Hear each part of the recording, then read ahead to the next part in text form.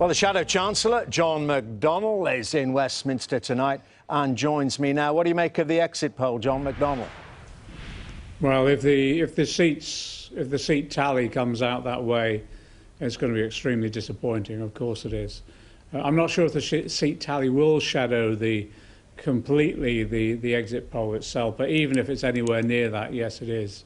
It's really extremely disappointing. OK, and why is it disappointing? I want to put to you something your colleague Barry Gardner said to me earlier. He said that he felt sorry for the voters, that they'd been let down. This is democracy. The voters have a clear choice, and on that exit poll, they've decided they don't like the Labour Party very much and they want to go with Boris Johnson. I think the poll itself, it looks as though it was the Brexit dominated. A lot of this, I think, was Brexit fatigue. People just wanted it over and done with.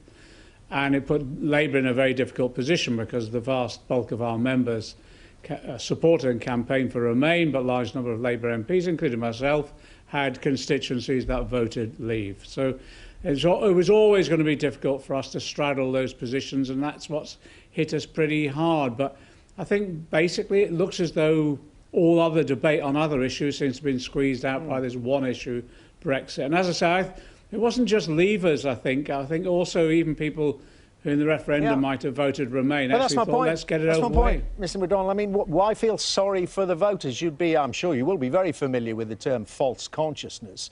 You know, people took a decision here not to vote for you and, yes, get Brexit done, and they voted for the Conservative Party. Why feel sorry for them? Because although they might have voted to get Brexit done, it doesn't look as though it will get done. I think it will go on for a number of years, and there are still those risks of no-deal Brexit on the table as well. So it sounded simple as a slogan, but in practice and reality, it's going to take quite a while before anything does get resolved. That's the first thing. And I fear also during that period we'll have continuing uncertainty. And I also fear that the sort of deal that might well be arrived at the end will not be beneficial for the economy or protect jobs and living standards. So that's one issue. But also it is about installing what is, I think, is generally seen as possibly the most right-wing extreme cabinet that we've seen in our history. And it means, therefore, they will have, if they have a large majority like this, they will have then, therefore, the opportunity to introduce some quite reactionary policies. And so there are worries, but if the electorate have decided this way, that's democracy. Indeed. And you have to respect it. But I don't think you're accepting that. I don't think it will bring the country together. I think it'll be deeply divided still. Have you spoken to the leader? Do you think he should stay leader? Well, obviously we'll wait and see what happens in the morning with all the results coming out, and we'll see whether the results actually do match the exit poll itself. Exit polls have been wrong in the past, but we'll see.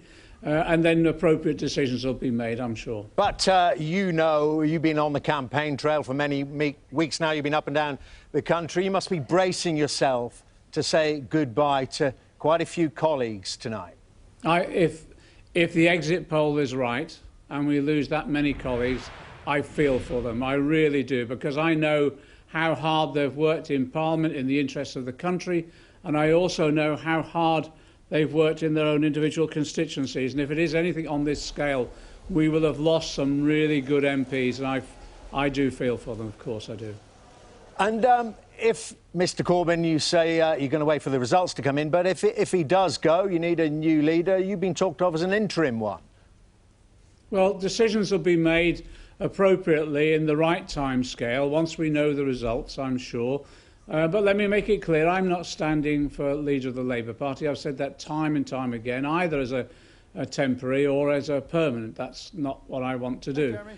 But what about you personally, even as Shadow Chancellor? You said in a magazine interview, you said you would stand down if you lost this badly. No, well, as I say, once we know the results themselves, that's the time to make decisions, and that's what we'll do. In the meantime, let's watch these results, and I'm hoping that the seat share will not be as dramatically bad as the poll itself, and I don't think they will, but as I say, it's... OK, Shadow Chancellor, thank you very much indeed for talking to us.